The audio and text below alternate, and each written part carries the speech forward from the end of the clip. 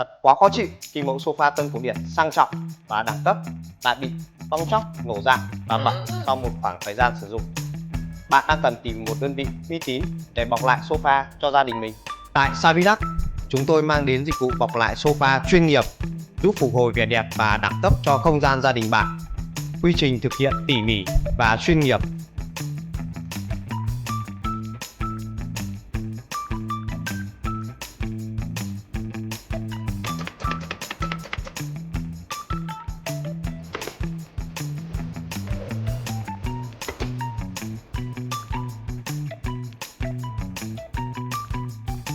Xin chào các bạn.